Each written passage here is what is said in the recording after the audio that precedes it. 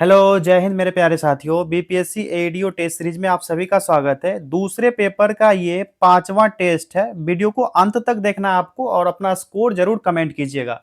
आप सभी से यही कहना चाहूंगा कि चैनल को सब्सक्राइब करके बेल आइकन को जरूर प्रेस कर ले ताकि जितने भी टेस्ट सीरीज डाले जाएंगे सबसे पहले आपको नोटिफिकेशन मिलता रहेगा। चलिए स्टार्ट करते हैं। पहला प्रश्न है, निम्नलिखित शब्द कथन किसका है? सभी राष्ट्रों के लिए एक ध्वज आवश्यक है, इसके लिए लाखों लोग मारे गए हैं। ये कथन किसका है? इसका करेक्ट आंसर हो जाएगा ऑप्शन 3, महात्मा गांधी का। जो यंग इंडिया महात्मा गांधी द्वारा लिखा गया पुस्तक है, इसके अनुसार सभी राष्ट्र के लिए एक ध्वज एक आवश्यकता है। ठीक है, तो ये ना यंग इंडिया जो पुस्तक महात्मा गांधी के द्वारा लिखा गया था, इसी में ये लाइन जो है, ये कथन जो है कहा गया है। ठीक है, चलिए आगे बढ़े। किसे भारतीय परमाणु कार्यक्रम के जनक के रूप में जाना जाता है? इसका करेक्ट आंसर हो जाएगा ऑप्शन 3, होमी जहांगीर भाभा, जो एक भारतीय परमाणु भौतिक वैज्ञानिक और भारतीय परमाणु ऊर्जा कार्यक्रम के मुख्य वास्तुकार थे। और ये ना परमाणु ऊर्जा आयोग के पहले अध्यक्ष भी थे। कौन से? परमाणु ऊर्जा आयोग, यहां लिख देते हैं, परमाणु ऊर्जा आयोग के अध्यक्ष थे। कौन? होमी जहांगीर भाभा। ठीक है, कब से कब? 1942 ईस्वी में। ये ध्यान रखना आपको। सभी फैक्ट्स को आप लोग एक कॉपी पेन लेकर बैठने के लिए पहले टेस्ट में कह दिया था मैंने। चलिए आगे बढ़े। नेक्स्ट क्वेश्चन है, भारतीय आर्थिक सुधारों का जनक का नाम बताइए। करेक्ट आंसर हो जाएगा पीवी नरसिम्हा राव, ऑप्शन 1। ठीक है, 1991 से लेकर के 1996 ईस्वी तक नौवे यानी नाइन्थ नौवें प्रधानमंत्री के रूप में कार्य किया था और आर्थिक सलाहकार, जो सुधार का जनक भी इनको कहा जाता है। और मुक्त बाजार सुधार के शुरू करने के लिए भी इनको जाना जाता है, जो 1991 में आर्थिक पतन से राष्ट्र को इन्होंने बचाया था। कौन? पीवी नरसिम्हा राव जी। चलिए आगे बढ़े। चौथा क्वेश्चन है, शिवाजी के उस पुत्र का नाम डैश था जिसका जन्म सई बाई से हुआ था। करेक्ट आंसर हो जाएगा ऑप्शन 3, संभाजी।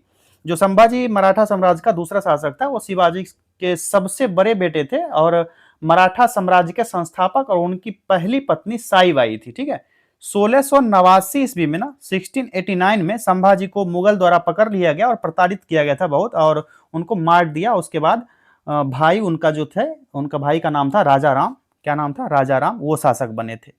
ठीक है, संभाजी के मृत्यु के बाद। चलिए अगला प्रश्न है, संपूर्ण हिमालयी क्षेत्र में पाए जाने वाले लंबे बालों वाले स्तनधारियों का नाम क्या है? तो इसका नाम है याक। ठीक है, घरेलू याक इसको कहा जाता है अंग्रेजी में, बॉस ग्रूनेस। लिख देते हैं यहां पर, ग्रूनीज। ठीक है, जो भारतीय महाद्वीप के हिमालयी क्षेत्र, तिब्बती पठार क्षेत्र हो गया, मंगोलिया, रूस के उत्तर में और रूस के उत्तर पूर्वी भाग तक ये पाए जाने वाला लंबे बाल वाला पालतू जीव है। ये पालतू जीव है। कौन? याक। चलिए आगे बढ़े। नेक्स्ट क्वेश्चन है, भारत के उपराष्ट्रपति के रूप में नियुक्ति के लिए न्यूनतम आयु कितनी होनी चाहिए? ये तो आप सभी को पता होगा कि इसकी न्यूनतम आयु कितनी है? 35 वर्ष, 35 ईयर्स। जो भारत का उपराष्ट्रपति राज्यसभा का पदेन अध्यक्ष भी होता है, और उपराष्ट्रपति के चुनाव के लिए योग्यता में यह शामिल है कि उसे भारत का नागरिक होना चाहिए और उसकी आयु जो है 35 वर्ष से अधिक होनी चाहिए। उसे लाभ से किसी पद पर नहीं होना चाहिए। ये सभी पॉइंट्स आप लोग जानते होंगे।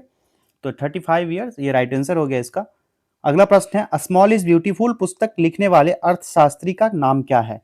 इनका नाम है स्मॉल इज इनका नाम है, सॉरी, E.F. Schumacher, option 4। ठीक है, small is beautiful, economics of is as if people mattered, German मूल के जो ब्रिटिश अर्थशास्त्री हैं E.F. सुमाकर, इनके निबंध का एक संग्रह है। और स्मॉल इज ब्यूटीफुल वाक्यांश उनके शिक्षक लियोपोल्ड कोहर के एक वाक्यांश से लिया गया। उनका नाम था लियोपोल्ड। लिख देते हैं यहां पर, लियोपोल्ड कोहर। ये ध्यान रखना है, ये इनके टीचर थे, उनके ही वाक्यांश से ये लिया गया है स्मॉल इज ब्यूटीफुल ये वर्ड। चलिए अगला प्रश्न है, निम्नलिखित में से कौन सा जीव अपने शिकार को पकड़ने के लिए अल्ट्रासोनिक ध्वनि का प्रयोग करता है? इसका करेक्ट आंसर हो जाएगा ऑप्शन 1, चमगादड़। जो है, जो अल्ट्रासाउंड उपकरण है ना, 20 गीगाहर्ट 20 जीजी के कई गीगाहर्ट तक की आवृत्ति को साथ काम करते हैं, और जानवर जैसे चमगादड़ हो गया, पोर्पोजाइज शिकार और बाधाओं को पता लगाने के लिए अल्ट्रासाउंड का ये सभी जानवर यूज करते हैं। तो इसकी श्रव्य सीमा से अधिक आवृत्ति वाली ध्वनि तरंग होता है, जो अल्ट्रासाउंड मानव श्रवण की ऊपरी श्रवण सीमा से अधिक होती है। अगला प्रश्न है, छत्तीसगढ़ में डैश वाटरफॉल को भारत के नियाग्रा फॉल्स के रूप में भी जानते हैं। इसका करेक्ट आंसर है ऑप्शन 4 चित्रकूट। चित्रकूट झरना जो प्राकृतिक झरना है, जो जगदलपुर के पश्चिम में है और बस्तर जिला के इंद्रावती नदी पर स्थित है। कौन सी नदी? इंद्रावती। इंद्रावती नदी पर यह झरना स्थित है। इसकी ऊंचाई कितनी है? इस 29 मीटर 29 मीटर इसकी ऊंचाई है, लगभग 95 फीट। ठीक है, ध्यान रखना आपको। चलिए अगला प्रश्न है, डैश एक सिस्टम प्रोग्राम का समूह है जो एक कंप्यूटर सिस्टम के परिचालन को एक साथ में नियंत्रित करता है। इसका करेक्ट आंसर हो जाएगा option 3 operating system. Very easy, क्या? Operating system, OS. अगला प्रश्न देखते हैं, मोहम्मद गोरी का पहला आक्रमण डैश में हुआ था जब उसने मुल्तान पर हमला किया था। कहां पर? मुल्तान पर हमला किया था। ये कब हुआ था हमला? ये किया गया था 1175 ईस्वी में पहला आक्रमण, मुल्तान पर हमला, और वहां के शासक इस्माइलियन हेरेक्टिस को हराया था। क्या नाम था उसका? इस्माइलियन। लिख देते हैं यहां पर, इस्माइलियन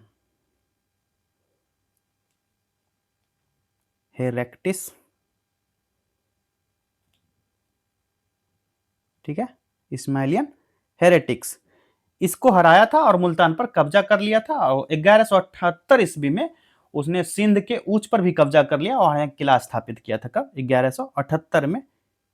ठीक है, चलिए अगला प्रश्न देखते हैं, गुरु डैश को चर्मकार संत के रूप में जाना जाता है। कौन से गुरु थे ये?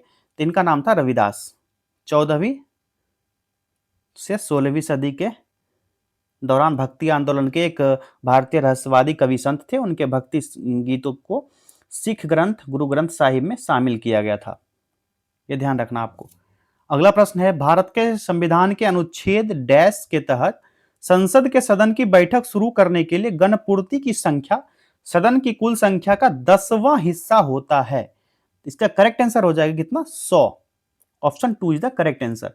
जो आर्टिकल 100 क्लॉज 3 के अनुसार जब तक संसद विधि द्वारा अन्यथा उपबंध ना करे तब तक संसद के प्रत्येक सदन का अधिवेशन गठित करने के लिए गणपूर्ति सदन के सदस्यों की कुल संख्या का 10वां भाग होगा। कितना होगा? 10वां भाग। ये आर्टिकल 100 क्लॉज 3 के अकॉर्डिंग कहा गया है, ध्यान रखना आपको। अगला प्रश्न है, नवकलेवर एक परंपरा है जो डैश के मंदिरों में होता है। तो यह जो है पूरी जगन्नाथपुरी के मंदिर में होता है, जो वहां के देवता है मार्गोसा।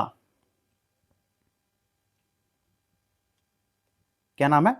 पूरी मंदिर के देवताओं को मार्गोसा के पेड़ की लकड़ी से बनाया जाता है और किसी भी लकड़ी की वस्तु एक निश्चित अवधि के बाद क्षय के लिए उत्तरदायी है और प्रतिष्ठापन की आवश्यकता होती है। तो भगवान जगन्नाथ से जुड़ी सबसे भव्य और बड़ी घटनाओं में से एक जो नावाली कबेरा तब होता है जब आषाढ़ का एक चंद्रमा दूसरा आषाढ़ का महीना होता है 8, 12, 18 साल में हो सकता है। और इस मंदिर में आयोजन में नई मूर्ति स्थापित करना और कोयली बैकुंठ में मंदिर परिसर में पुराने देवताओं को दफन करना, ये सभी परंपराएं वहां चलती है। तो ये परंपरा जो है इसको कहा जाता है नवकलेवर। ठीक है, भारत के सर्वोच्च न्यायालय का उद्घाटन डैश सत्र डैश को हुआ था। तो इसका आंसर हो जाएगा ऑप्शन 2 28 जनवरी 1950 ईस्वी को अस्तित्व में आया था भारत का हायर कोर्ट जो था सर्वोच्च न्यायालय 28 जनवरी 1950 को। और इसने भारत के संघीय न्यायालय और प्रीवी काउंसिल की एक न्याय समिति दोनों का प्रतिस्थापित करके, जो उस समय भारतीय अदालत प्रणाली के शीर्ष पर था, भारत के पहले मुख्य न्यायाधीश जो बने थे एच.जे. कानिया। ये सभी आपको पता ही होगा। एच.जे. कानिया भारत के पहले सीजेआई बने थे, चीफ जस्टिस ऑफ इंडिया। अगला प्रश्न है, द ऑडेसिटी ऑफ होप ये पुस्तक किसने लिखा? ये पुस्तक लिखा गया था बराक ओबामा के द्वारा 2009 से 2017 तक संयुक्त राज्य अमेरिका के 44वें राष्ट्रपति रहे थे। कौन? Barack Obama. और ऑडेसिटी ऑफ होप विचार ऑन द अमेरिकन रिक्लेमेंटिंग तत्कालीन सीनेटर बराक ओबामा द्वारा ये दूसरा पुस्तक लिखा गया। ठीक है, 1927 में मंदिर प्रवेश आंदोलन किसने शुरू किया था? तो करेक्ट आंसर हो जाएगा भीमराव अंबेडकर के द्वारा शुरू किया गया था अस्पृश्यता के खिलाफ। किसके खिलाफ? अस्पृश्यता, छुआछूत के खिलाफ।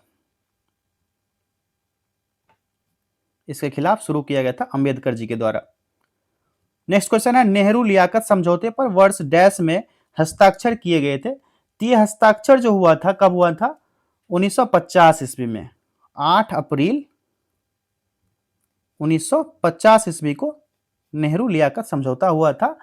और यह भारत और पाकिस्तान के बीच 6 दिनों की वार्ता का परिणाम था। और भारत पाकिस्तान के प्रधानमंत्री जवाहरलाल नेहरू और लियाकत अली खान दोनों देश के अल्पसंख्यक के अधिकारों को सुनिश्चित करना चाहते थे। सबसे महत्वपूर्ण बात था कि वे एक और युद्ध को टालना चाहते थे जो 1947 में विभाजन के बाद होने की संभावना थी। इसलिए यह समझौता बहुत ही प्रसिद्ध है। 8 अप्रैल 1950 को लियाकत नेहरू समझौता दिल्ली में हुआ था। कहां पर हुआ था? दिल्ली में। चलिए अगला प्रश्न है, कैनिस ल्यूप को आमतौर पर डैश के रूप में जाना जाता है। किसको? कैनिस ल्यूपस। तो ये जो है ना भेड़िया,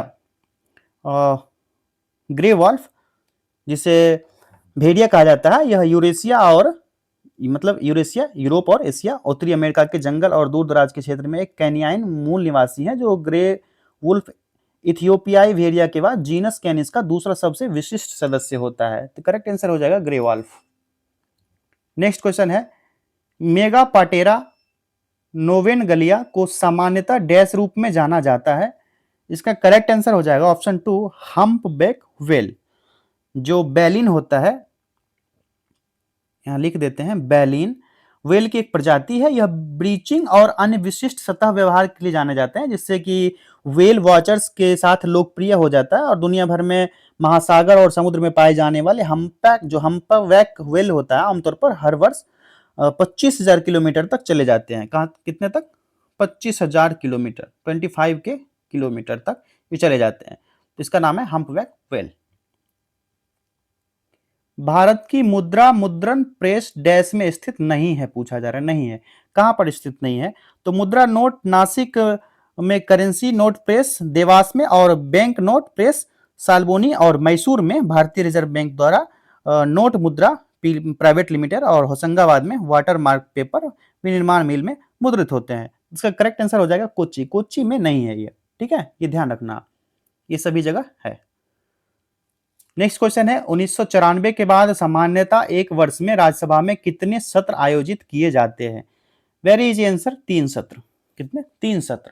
राज्यसभा में एक वर्ष में 4 सत्र के लिए बैठक करने का निर्णय लिया। और बजट सत्र के दौरान 2 बार, फरवरी और मार्च के बीच, और फिर अप्रैल और मई के बीच। मानसून सत्र कब होता है? जुलाई और अगस्त के बीच। और फिर शीतकालीन सत्र होता है नवंबर के बाद और दिसंबर, लगभग नवंबर दिसंबर के अप्रॉक्स। और 1994 के बाद सत्र की संख्या 3 मानी गई, क्योंकि 2 बजट सत्र को एक में रखा गया।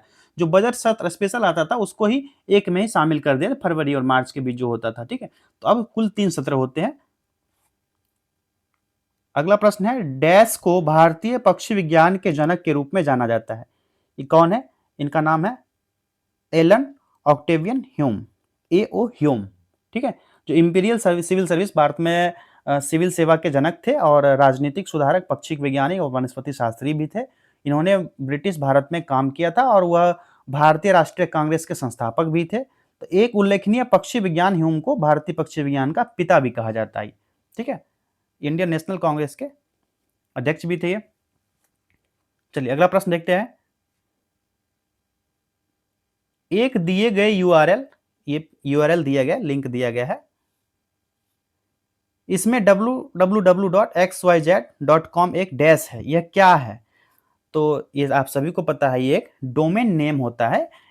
.xyz एक शीर्ष स्तरीय डोमेन नाम है और यह ICANN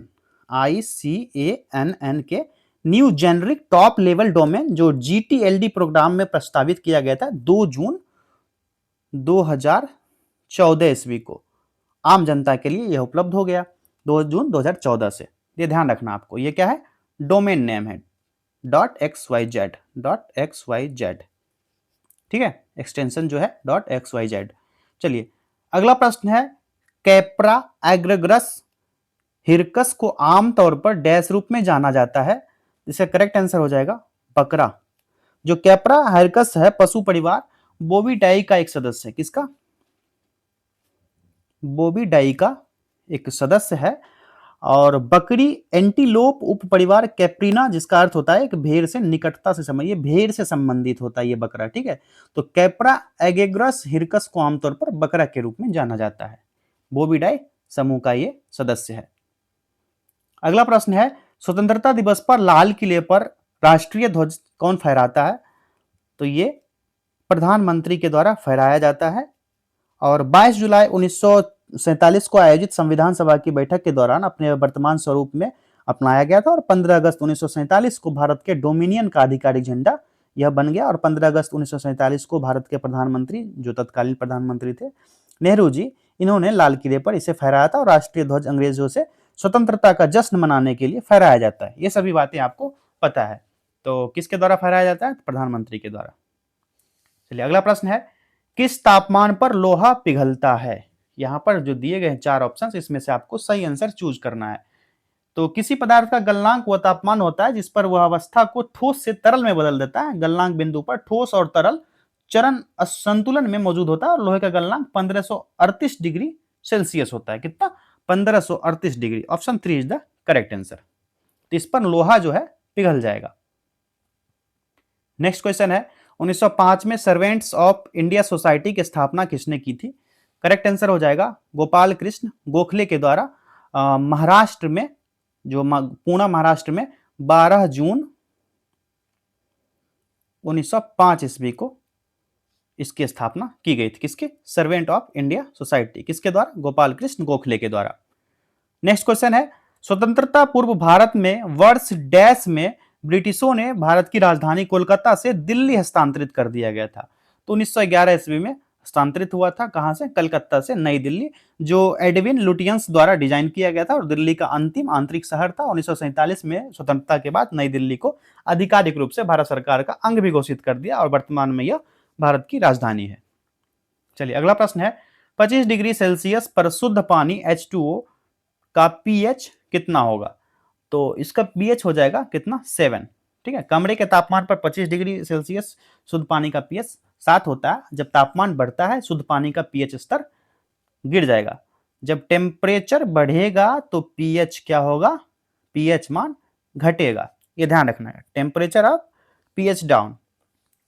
नेक्स्ट क्वेश्चन, निम्नलिखित खेलों में से कौन सा खेल देवधर ट्रॉफी से संबंधित है? तो ये है क्रिकेट से संबंधित। ठीक है।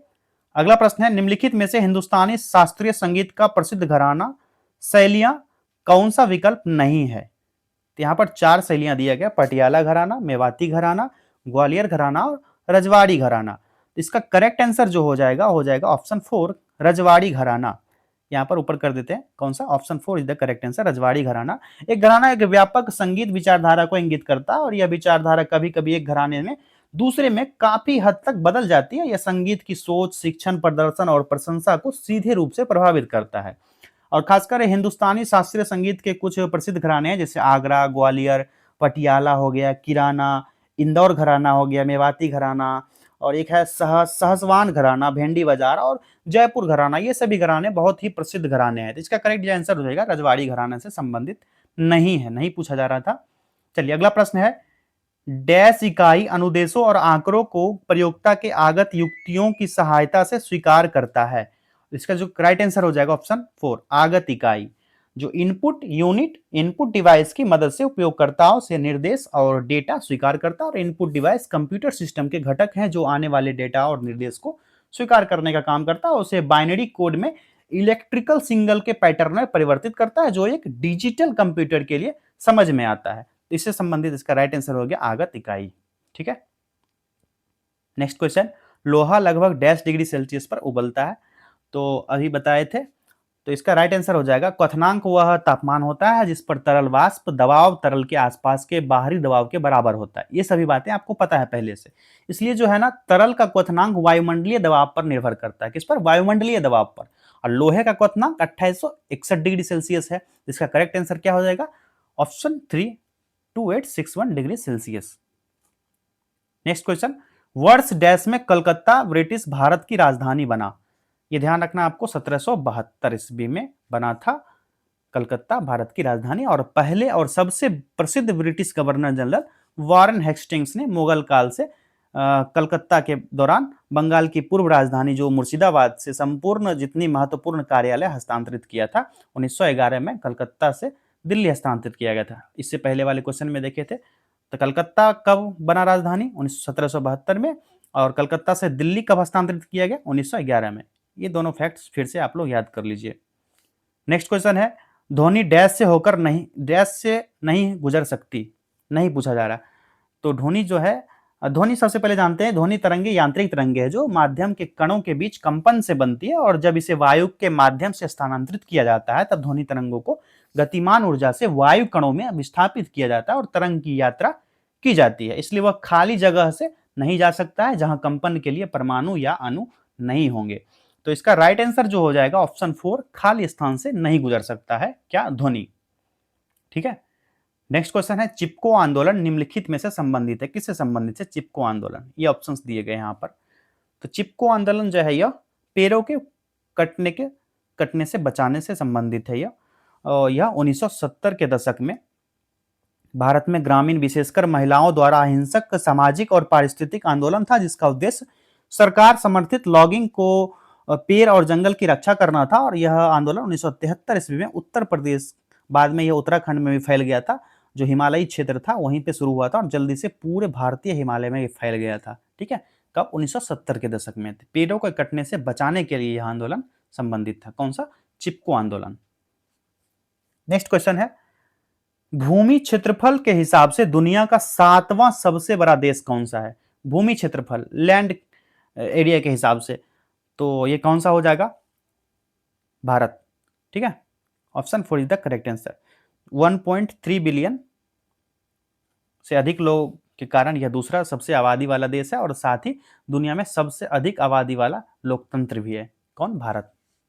ये भी ध्यान रखना फैक्ट्स। एक ईमेल पते में निम्नलिखित में से कौन से संकेत होनी चाहिए, ईमेल में आप सभी को पता है क्या होता है, @ option 3 is the correct answer. चलिए आगे बढ़े। निम्नलिखित में से कौन सा वैदिक अवधारणा के अनुसार सही नहीं है, सही नहीं है पूछा जा रहा है। यहां पर 3 ऑप्शंस दिए गए हैं। ठीक है, और भी एक ऑप्शन होगा, इसको थोड़ा छोटा कर लेता हूं। चलिए, चारों ऑप्शंस यहां पर अब सही से दिख चुके हैं आपको। निम्नलिखित में से कौन सा वैदिक अवधारणा के अनुसार सही नहीं है पूछा जा रहा है, तो कौन सा सही नहीं होगा, यहां पर देख लीजिए 4 ऑप्शंस दिए गए हैं। तो ऑप्शन 4 जो है पुरुष के कान से ब्राह्मण या पुरोहित उत्पन्न हुए, ये जो है ये सही नहीं है। ठीक है, ये ध्यान रखना आपको। चलिए आगे बढ़े। नेक्स्ट क्वेश्चन है वैदिक सभ्यता डैश नदी के तट पर फली फूली, कौन सी नदी के तट पर फली फूली है, तो वैदिक सभ्यता जो है यह सरस्वती नदी के तट पर फली फूली है, और ऐसे क्षेत्र में विकसित हुई जिसमें आधुनिक भारतीय राज्य जो हरियाणा और पंजाब शामिल है, और ऋग्वेद की सबसे प्रमुख नदी सिंधु नदी, कौन सी, सिंधु नदी के समीप सरस्वती थी, और ऋग्वेद में सरस्वती नदी का उल्लेख जो है यमुना के पूर्व और पश्चिम में सतलज नदी के बीच में इसका उल्लेख किया गया, कौन सी, सरस्वती नदी का। ठीक है, ध्यान रखना आपको। चलिए नेक्स्ट क्वेश्चन है डैश का जन्म चौहान राजा सोमेश्वर और रानी कर्पूरा देवी से 1166 सी में हुआ था। इसका राइट आंसर हो जाएगा ऑप्शन 4, पृथ्वीराज चौहान का जन्म। ठीक है, जो सोमेश्वर और रानी कर्पूरा देवी एक कलचुरी राजकुमारी थी, इनसे हुआ था, और पृथ्वीराज उनके छोटे भाई हरिराज, पृथ्वीराज के छोटे भाई का क्या नाम था, हरिराज। ठीक है, दोनों का जन्म गुजरात में हुआ था, जहां उनके पिता और उनके मामा के रिश्तेदार द्वारा चालुक्य दरबार में लाया गया था। किसके दरबार में, चालुक्य दरबार में। ठीक है, चालुक्य वंश का उसमें शासन था। और पृथ्वीराज विजय के अनुसार पृथ्वीराज का जन्म ज्येष्ठ माह के 12वें दिन हुआ था, कौन सा महीना था, ज्येष्ठ का महीना। ठीक है, अगला प्रश्न है डैश अलकनंदा और मंदाकिनी नदियों के संगम पर स्थित है, कौन सा यह स्थित है। इस शॉर्ट्स वीडियो में भी डाला था और बीपीएससी में भी पूछा गया प्रश्न है ये, इस बार बीपीएससी 71 में ये प्रश्न पूछा गया था। ठीक है, चलिए इसका राइट आंसर हो जाएगा ऑप्शन 4, रुद्रप्रयाग, जो उत्तराखंड के रुद्रप्रयाग जिला में एक शहर और नगर पालिका है, अलकनंदा और मंदाकिनी नदी के संगम बिंदु पर स्थित है। ठीक है, नेक्स्ट क्वेश्चन है निम्नलिखित में से कौन सा मानव अंग क्षतिग्रस्त होने के बाद फिर से विकसित हो सकता है, ये मानव का कौन सा अंग है, ये जो है जिगर, option 2 is the correct answer, जो खोए हुए उत्तक के प्राकृतिक उत्थान में सक्षम है, और यकृत का 25% हिस्सा जो है पूरे यकृत में फिर से उत्पन्न हो सकता है। हालांकि वास्तविक रूप में इसका विकास नहीं हो पाता है, बल्कि स्तनधारियों में यह प्रतिपूरक विकास है। यहाँ वास्तविक उत्थान के साथ एक विरोधाभास भी है, क्योंकि यहाँ मूल कार्य और दोनों प्रभावी रूप में होते हैं। तो करेक्ट आंसर हो गया ऑप्शन 2 जिगर। ठीक है। मालुस पमीला के वृक्ष का वानस्पतिक नाम क्या है? तो इसका नाम हो जाएगा क्या? सेब, जो मालुस पामिला। नेक्स्ट क्वेश्चन, पुंग कोलेम किस राज्य का लोक नृत्य है? कौन सा? पुंग कोलेम। तो पुंग कोलेम जिसका अर्थ होता है ड्रमों की गर्जना, यह मणिपुरी नृत्य है। कहां का? मणिपुर का नृत्य है, और शास्त्रीय मणिपुरी नृत्य है, और यह नृत्य पुरुष और महिलाओं द्वारा किया जा सकता है और आमतौर पर रासलीला से जुड़ा है। पुंग कोलेम का मूल तत्व जो है मणिपुरी मार्शल आर्ट जो है थांग ता, इससे संबंधित है। यह किससे? थांग ता से मार्शल आर्ट है ये क्या है? मार्शल आर्ट है, ये ध्यान रखना आपको। नेक्स्ट क्वेश्चन है, शहजादा खुर्रम के रूप में किसे जाना जाता है? ये सभी आप लोग बहुत दिनों से पढ़ रहे हैं। इसका नाम है Shahjahan. Option 4 is the correct answer है। और इसका जन्म हुआ था 5 जनवरी 1592 को। 5 जन 1592 को हुआ था, जहांगीर और जगत गोसाई के पुत्र खुर्रम के रूप में। और वो 14 फरवरी 1628 को आगरा में राज्याभिषेक किया था शाहजहां के रूप में, और 5वां मुगल सम्राट के रूप में बना था। 1628 से 1658 तक शासन किया था। कौन?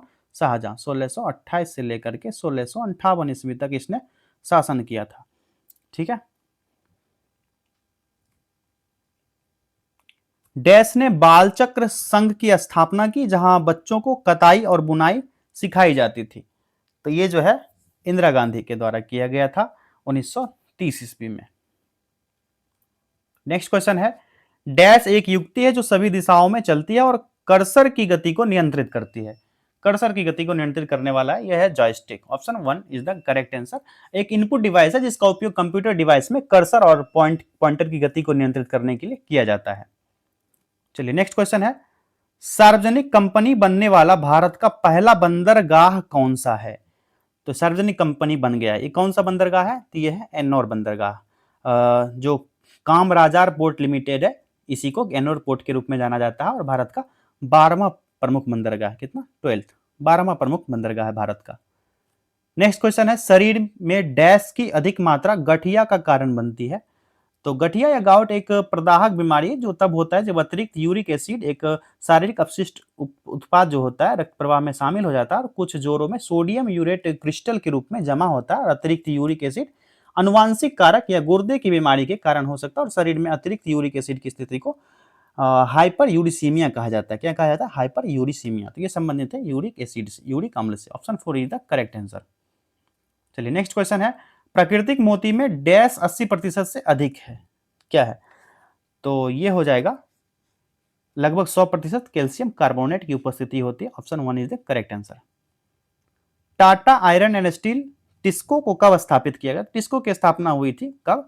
1907 ईस्वी में जमशेदजी टाटा और दोराबजी टाटा द्वारा किया गया था 26 अगस्त 1907 को। कब? 26 अगस्त 1907 को किसके द्वारा किया गया था? जमशेदजी टाटा के द्वारा।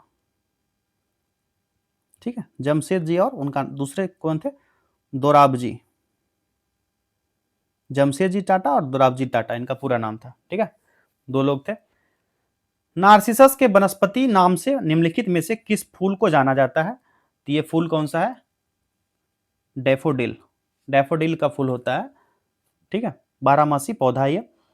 पूर्ण कुंभ मेला प्रति डैश वर्ष में 4 स्थान प्रयाग, हरिद्वार, उज्जैन और नासिक में आयोजित किया जाता है। पूर्ण कुंभ, जो कुंभ मेला जिसे कभी कभी विशेष रूप से पूर्ण कुंभ कहा जाता है, प्रत्येक 12 साल के अंतराल के बाद आता है। ठीक है, कितना? 12 साल के अंतराल के बाद। Option 2 is the correct answer. ठीक है, इस बार हाल फिलहाल में कुंभ मेला लगा था, महाकुंभ प्रयागराज में, ध्यान होगा आपको। चलिए नेक्स्ट क्वेश्चन है, भारत को डैश अधिनियम द्वारा भारत और पाकिस्तान में विभाजित किया गया है। 4 ऑप्शंस दिए गए हैं, इसका राइट आंसर चूज करना है। इसका राइट आंसर हो जाएगा भारत स्वतंत्रता अधिनियम 1947 के द्वारा। यूनाइटेड किंगडम की संसद का एक अधिनियम है जिसने ब्रिटिश भारत को भारत और पाकिस्तान दो नए नाम से स्वतंत्र प्रभुत्व में विभाजित कर दिया। और इस अधिनियम को 18 जुलाई 1947 को शाही स्वीकृति मिल गई थी। और इस प्रकार भारत और पाकिस्तान, जिसमें पश्चिम और पूर्वी क्षेत्र शामिल है, पूर्वी क्षेत्र में जो उस समय आता था ये वाला क्षेत्र, जो पाकिस्तान का है पश्चिमी क्षेत्र में, जो अभी बंगाल का क्षेत्र बगल में बांग्लादेश है, ये था। बाद में इसको जब युद्ध हुआ था 1971 की लड़ाई, उस समय जो है बांग्लादेश को अलग किया गया था पाकिस्तान से। इंदिरा गांधी की सरकार थी उस समय। ध्यान रखना आप सबको, ये सब फैक्ट बहुत ही काम आने वाले हैं आपको एग्जाम में। नेक्स्ट क्वेश्चन है, निम्नलिखित में से कौन सुरक्षा मुद्रण और खनन निगम ऑफ लिमिटेड इंडिया SPMCIL का टकसाल नहीं है? टकसाल कौन सा नहीं होगा? Option 2 is the correct answer, Bharat सरकार टकसाल गोरखपुर। ठीक है, ये टकसाल नहीं है। डैश को बा के नाम से जाना जाता है, बा, ये कौन है? ऑप्शन 4 दिए गए हैं। बा के नाम से जो जाना जाता है ये है कस्तूरबा गांधी। जो ब्रोंकाइटिस से ग्रसित होने के बावजूद कस्तूरबा गांधी ने पूरे भारत में नागरिक कार्यों के विरोध प्रदर्शन में भाग लिया और गांधी जी द्वारा आयोजित किए गए थे जो प्रदर्शन थे उसमें भी भाग लिया था। इसके अलावा जब गांधी जी जेल में होते थे तो अक्सर उनकी अनुपस्थिति में चल रहे आंदोलन में हिस्सा लेती थी कस्तूरबा गांधी। उनका अधिकांश समय आश्रम में मदद करने और सेवा करने के लिए समर्पित होते थे। तो यहाँ के लोग ना बा, यानी बा का मतलब होता है माँ, तो माँ के रूप में उनको संबोधित किया जाता था क्योंकि उन्होंने भारत में आश्रमों की एक माँ के रूप में सेवा कार्य की थी। ठीक है, तो बा का मतलब क्या होता है? Mom, mother. ठीक है, चलिए नेक्स्ट क्वेश्चन देखते हैं। अगला प्रश्न है, भारत का पहला डिजिटल नोमैड गांव, नोमैड विलेज कहां से शुरू किया गया था? तो इसकी शुरुआत हुई थी 14 जुलाई 2025 को सिक्किम के पाक्योंग जिला से। कहां के? सिक्किम के पाक्योंग जिला से। कब? 14 जुलाई, ठीक है, 2025। नोमैड सिक्किम पहल के अंतर्गत भारत का पहला डिजिटल नोमैड गांव घोषित किया गया। नेक्स्ट क्वेश्चन है, गिर राष्ट्रीय उद्यान किसके लिए प्रसिद्ध है? गिर राष्ट्रीय उद्यान तो आप सभी को पता होगा, ये एशियाई शेर के लिए प्रसिद्ध है। गुजरात का ये राष्ट्रीय उद्यान है। कहाँ का? गुजरात में। कौन सा? गिर राष्ट्रीय उद्यान कहाँ है? गुजरात में। एशियाई शेर के लिए प्रसिद्ध है और इसकी स्थापना हुई थी 1965 में। ठीक है, 1412 वर्ग किलोमीटर में यह फैला हुआ पूरा राष्ट्रीय उद्यान है। ये सभी फैक्ट्स आपको ध्यान रखना है, ये 3 फैक्ट्स। चलिए अगला प्रश्न है, इस्लामिक कैलेंडर के डैश दिन सव्वाल के पहले दिन ईद अल फितर मनाया जाता है? तो ये जो है चंद्र इस्लामिक कैलेंडर के 10वें महीने सव्वाल के पहले दिन को दुनिया भर में Eid ul Fitr festival of breaking the fast के रूप में मनाया जाता है और महीने भर तक सुबह से शाम तक चलने वाला उपवास होता है और जो समाप्त होने का प्रतीक है। और इस्लामिक चंद्र कैलेंडर का 9वां महीना रमजान 29 और 30 दिनों के बीच रहता है जो चंद्रमा के दिखने पर डिपेंड करता है। इसका राइट आंसर हो जाएगा ऑप्शन 1 10वां। ठीक है, निम्नलिखित में से कौन सा फूल डायंथियस के वानस्पतिक नाम से जाना जाता है? तो ये जो है गुलनार का फूल है। Option 2 is the correct answer. भारतीय ओलंपिक संघ ने डैश ग्रीष्मकालीन ओलंपिक की मेजबानी में रुचि व्यक्त की है? तो ये जो है राइट आंसर हो जाएगा 2032। नेक्स्ट क्वेश्चन है, ONGC ने किस स्थान पर देश के पहले सेल गैस रिजर्व की खोज की है? तो यह खोज किया गया है कहां पर? दुर्गापुर में। ठीक है, कहां पर? दुर्गापुर में। जनवरी 2011 में इसकी खोज की गई थी, दुर्गापुर में। नेक्स्ट क्वेश्चन है, डैश गुजरात या राजस्थान में कपड़ा पर किया जाने वाला एक कला का नाम है? तो यह जो है बंधनी एक नाना प्रकार का टाई डाई कपड़ा है जिसे नाखून के साथ कपड़े को छोटे छोटे बंधन में सजाया जाता है जो अलंकारिक डिजाइन बनाते हैं और यह परंपरागत रूप से गुजरात हो गया, राजस्थान, सिंध और पंजाब क्षेत्र से जुड़ा हुआ क्षेत्र है, यह इससे संबंधित है। यह है बांधनी कपड़ा। Option 2 is the correct answer. भारतीय बायोटेक कंपनी बायोकॉन के संस्थापक कौन है? बायोकॉन के संस्थापक का नाम बताना है आपको, Kiran Mazumdar Shaw. Option 3 is the correct answer. 1978 में इसकी स्थापना हुई थी, किसकी? बायोकॉन की। नेक्स्ट क्वेश्चन है, निक्टोफोबिया का डर होता है कब होता है? निक्टोफोबिया का डर कब होता है? तो ये अक्सर जो होता है रात या अंधेरे में पैदा होता है। कब? अंधेरे में। Option 2 is the correct answer. Takshashila विश्वविद्यालय में राजनीतिक विज्ञान और अर्थशास्त्र के प्राध्यापक थे, कौन थे? यहाँ पर 4 ऑप्शन दिया गया है, तो ये थे Kautilya. Option 4 is the correct answer. Next question है, 1 जनवरी 2026 से कौन सा देश यूरोजोन का 21वां सदस्य बन जाएगा? कब? 1 जनवरी 2026 से। तो कौन सा देश हो जाएगा? बुल्गारिया। ठीक है, यहाँ पर option 3 is the correct answer. विदेशियों के भय को डैश के रूप में जाना जाता है? तो यह भय जो है जेनोफोबिया के रूप में जाना जाता है। निम्नलिखित में से कौन चुंबकीय क्षेत्र की ताकत की इकाई है? चुंबकीय क्षेत्र की ताकत की इकाई ये कौन हो जाएगा? आप लोग बताइए, कमेंट कीजिए। ये हो जाएगा Tesla. Option 4 is the correct answer. T SI व्युत्पन्न इकाई है जिसका उपयोग चुंबकीय क्षेत्र को मापने के लिए किया जाता है, और टेस्ला को ना विभिन्न तरीके से मापा जा सकता है। उदाहरण के लिए एक टेस्ला एक वेव प्रति वर्ग मीटर के बराबर होता है। टेस्ला को पहली बार 1960 ईस्वी में वेट्स एंड मेजर्स जो सीजीपीएम के सामान्य सम्मेलन द्वारा परिभाषित किया गया था। कब? 1960 ईस्वी में टेस्ला वर्ड सामने आया था। नेक्स्ट क्वेश्चन है, सिट्रुलस लाइनाटस का वनस्पतिक नाम डैश है? इसका वानस्पतिक नाम क्या है? इसका नाम है तरबूज। फोटोफोबिया का अर्थ है किसका? फोटोफोबिया का अर्थ क्या है? 4 ऑप्शंस दिए गए हैं आपको, करेक्ट आंसर चूज करना है। प्रकाश के प्रति संवेदनशीलता से संबंधित है, और प्रकाश के कारण आंखों को होने वाली परेशानी से इसको संबंधित है यह। और प्रकाश की जो दृश्य धारणा के लिए फोटोफोबिया असामान्य अनुदारता का एक लक्षण होता है। एक चिकित्सा लक्षण के रूप में फोटोफोबिया एक रुग्ण भय या फोबिया नहीं है, लेकिन हल्के जोखिम के कारण या आंखों की वास्तविक शारीरिक संवेदनशीलता की अनुभूति से असुविधा या दर्द का अनुभव होता है इसमें। किसमें? फोटोफोबिया में। चलिए अगला प्रश्न है, हैदराबाद का अंतिम निजाम कौन था? बताइए आप लोग, कौन था? मीर उस्मान अली खान, ये था हैदराबाद का अंतिम निजाम, और इसका नाम था निजाम। ठीक है, निजाम के नाम से प्रसिद्ध था, जो ब्रिटिश भारत की सबसे बड़ी रियासत हुआ करता था। 1911 से 1948 के बीच हैदराबाद राज्य पर शासन किया, और जब तक कि भारत द्वारा उसे रद्द नहीं कर दिया गया, वह अब तक के सबसे धनी लोगों में से एक था। 1937 में उन्हें टाइम पत्रिका के कवर पर इतिहास में 5वें सबसे अमीर आदमी और अब तक के सबसे अमीर भारतीय के रूप में चित्रित किया गया था। किसको? मीर उस्मान अली खान को। ठीक है, ध्यान रखना आपको। पद्म विभूषण क्रम में भारत का डैश नागरिक सम्मान है? पद्म विभूषण ये जो है भारत का दूसरा सबसे बड़ा नागरिक सम्मान है। नेक्स्ट क्वेश्चन है, डैश का त्योहार देवी दुर्गा और उनके 9 रूपों को समर्पित है? ये कौन सा त्योहार है?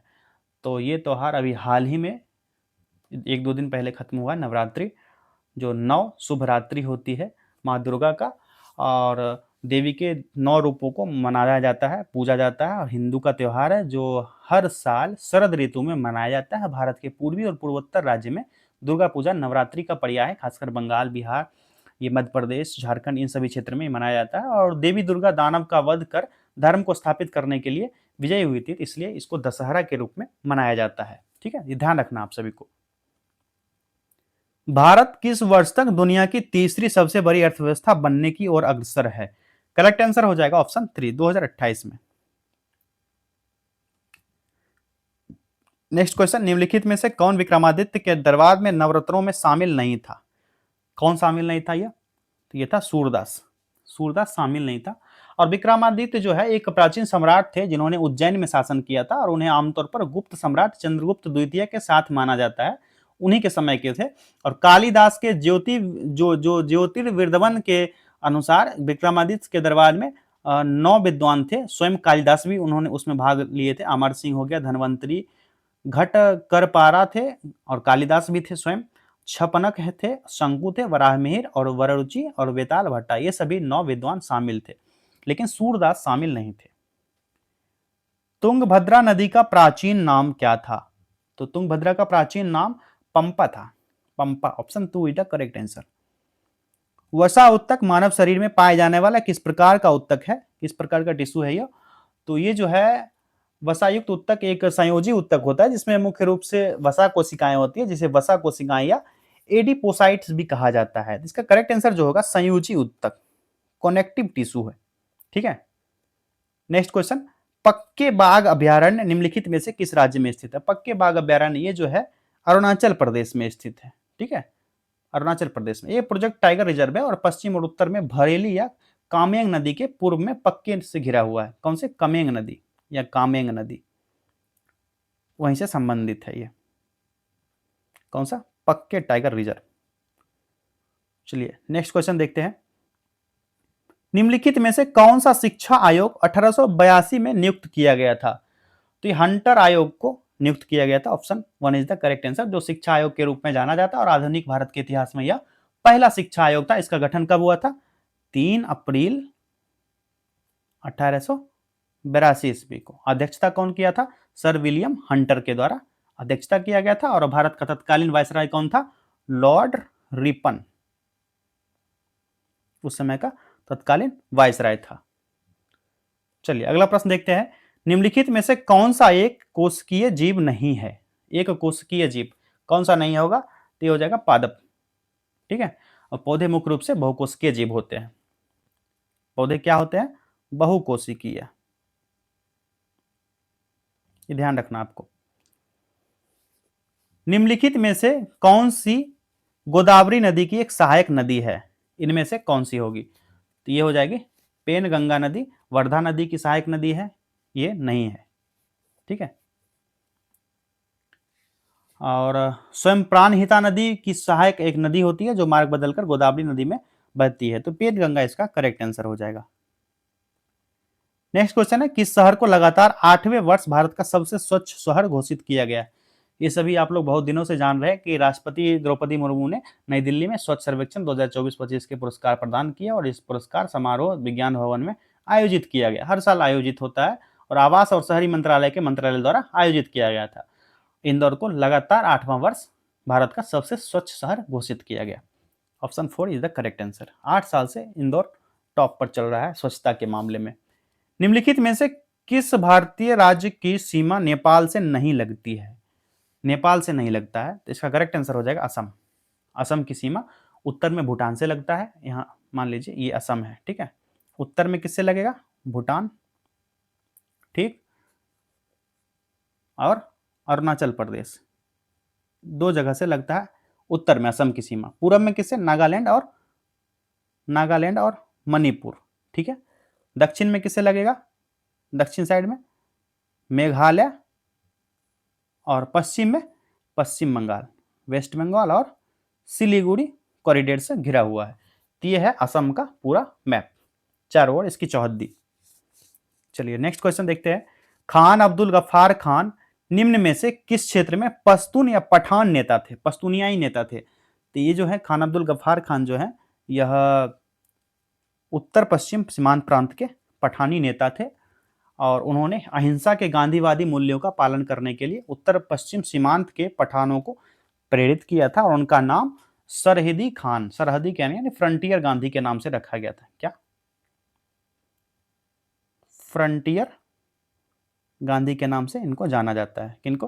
खान अब्दुल गफ्फार खान को। चलिए अगला प्रश्न देखते हैं। राष्ट्रीय शहरी स्वच्छता नीति किस वर्ष शुरू की गई थी? इसकी शुरुआत की गई थी 2008 ईस्वी में शहरी विकास मंत्रालय के द्वारा और इसका उद्देश्य पूरी तरह से स्वच्छ शहर को अपशिष्ट जल और मल का स्थायी प्रबंधन उपलब्ध कराना था। ठीक है, जुलाई 1968 में इंदिरा गांधी द्वारा भारत की कृषि में प्रभावशाली प्रगति को दर्ज करने के लिए आधिकारिक तौर पर एक डाक टिकट जारी किया गया जिसका शीर्षक निम्न में से क्या था? इसका शीर्षक क्या था? तो इसका शीर्षक था गेहूं की क्रांति, जो तत्कालीन प्रधानमंत्री इंदिरा गांधी ने जुलाई 1968 में शुरू किया था। कब? जुलाई 1968 ईस्वी में शुरू किया गया था और एक डाक टिकट जारी किया था जो आधिकारिक तौर पर कृषि में हरित क्रांति के प्रभावशाली कदम को दर्ज किया गया था और गेहूं की सफलता को बाद में चावल में दोहराया गया था। पहले गेहूं के लिए शुरू किया गया था, फिर चावल में इसको लाया गया था। मध्य प्रदेश और भारत के कुछ अन्य राज्यों में प्रति वर्ष सितंबर अक्टूबर के महीने में युवाओं और शक्ति के देवता के सम्मान में जनजातियों द्वारा इनमें से कौन सा कृषि उत्सव मनाया जाता है? जो अभी का महीना चल रहा है सितंबर अक्टूबर का, इसी महीने से संबंधित है।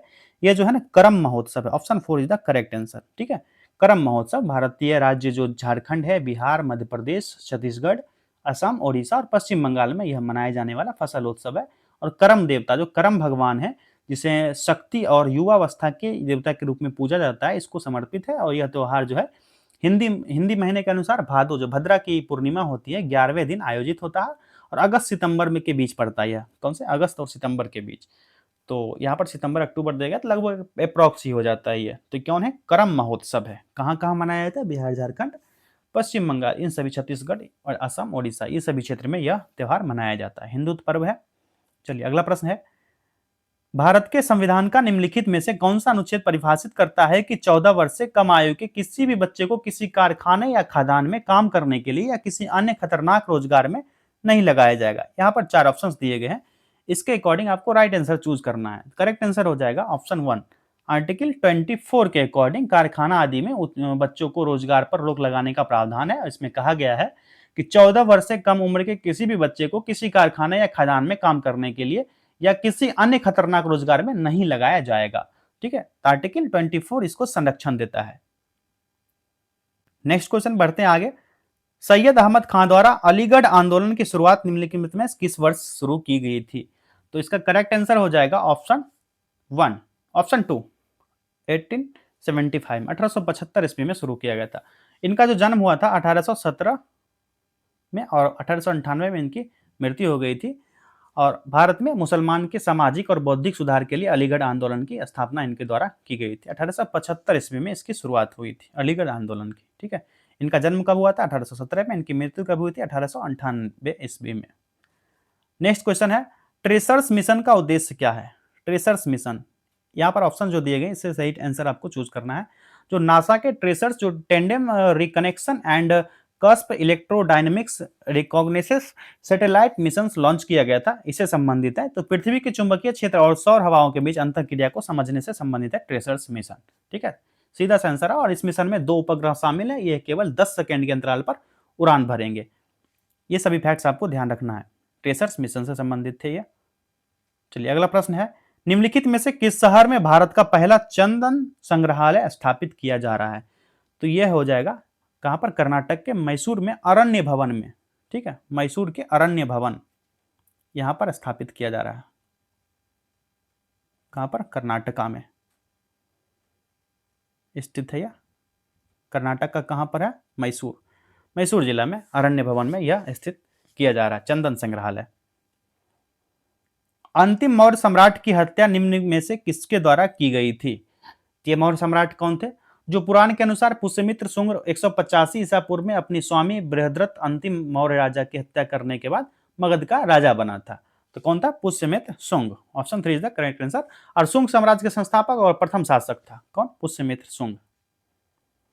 भारत भ्रमण पर आए ह्वेनसांग ने किस नगर का विस्तृत विवरणी अपनी यात्रा वृत्तांत में किया है? किसके द्वारा? ह्वेनसांग के द्वारा। तो इसका राइट आंसर हो जाएगा ऑप्शन 1 पाटलिपुत्र, पटना का उसने भारत में भ्रमण पर आए तो उसका वितरण जो विस्तृत विवरण किया था ह्वेनसांग ने। और नालंदा विश्वविद्यालय में रहकर कुछ समय तक अध्ययन भी किया था। उस समय शीलभद्र जो थे इस विश्वविद्यालय के कुलपति थे। कौन? शीलभद्र। ये नालंदा विश्वविद्यालय के क्या थे? कुलपति थे। ठीक है, कौन? शीलभद्र। अगला प्रश्न है, बिहार में नुहानी राज्य का संस्थापक कौन थे? नुहानी राज्य का संस्थापक बिहार में कौन था? तो नुहानी राज्य का संस्थापक था Mohammad Shah Nuhani. Option 2 is the correct answer. ठीक है, और मोहम्मद खान लोहानी का असली नाम था बहार खां। इनका ओरिजिनल क्या नाम था? बहार खां। ये क्वेश्चन में पूछा जा सकता है। चलिए आगे बढ़े। क्वेश्चन नंबर 98, साइमन कमीशन के पटना आने के कुछ दिन पूर्व 6 दिसंबर 1928 को बिहार प्रांतीय सम्मेलन पटना में हुआ। इसकी अध्यक्षता किसके द्वारा किया गया था? इसकी अध्यक्षता जो हुई थी श्री अनुग्रह नारायण सिंह के द्वारा 6 दिसंबर 1928 को किया गया था बिहार प्रांतीय सम्मेलन जो पटना में हुआ था। ठीक है, और 18 दिसंबर 1928 को साइमन कमीशन बिहार आया था। कब? 18 दिसंबर 1928 को साइमन कमीशन बिहार आया था। ठीक है, साइमन कमीशन क्या आया था? बिहार में इसकी एंट्री हुई थी 18 दिसंबर 1928 को। ये भी फैक्ट आपको ध्यान रखना है। 6 दिसंबर 1928 को इसकी अध्यक्षता किया गया था किसके द्वारा? अनुग्रह नारायण सिंह के द्वारा। बिहार प्रदेश के किस भाग में सबसे पहले और सबसे अधिक वर्षा होती है? कौन से भाग में होती है? 4 ऑप्शन यहां दिए गए, आपको सही आंसर चूज करना है। जो उत्तर पूर्वी भाग में सबसे ज्यादा होता है। Option 3 is the correct answer, जिसमें अररिया, किशनगंज ये सभी जिला शामिल होते हैं। चलिए आखिरी प्रश्न है, बिहार का प्रथम गैर कांग्रेसी मुख्यमंत्री कौन था? ये आंसर आप लोग को बताना है कौन थे। तो महामाया प्रसाद सिन्हा 1967 से जनवरी 1968 तक बिहार के 5वें मुख्यमंत्री रूप में कार्य किए थे। और यह बिहार में पहले गैर कांग्रेसी सरकार थी। वह महाराजा कामाख्या नारायण सिंह और महाराज कुमार वसंत नारायण सिंह के अनुयायी थे। और उनके राजनीतिक दल जन क्रांति दल था। कौन सा? JKD, Jan Kranti Dal. Correct answer क्या हो गया इसका? महामाया प्रसाद सिन्हा। चलिए 100 प्रश्नों को हमने कवर कर लिया। ये 5वां सेट था दूसरे पेपर का, जो बीपीएससी एडीओ का है। तो इस वीडियो को ज्यादा से ज्यादा अपने दोस्तों में शेयर कीजिए जो बीपीएससी एडीओ की तैयारी कर रहे हैं, और चैनल को सब्सक्राइब भी कर लीजिए। अब अगला टेस्ट जो आएगा हिंदी और इंग्लिश, जो पेपर 1 है, इससे संबंधित होगा। चलिए मिलेंगे अगले पेपर में। बहुत बहुत धन्यवाद।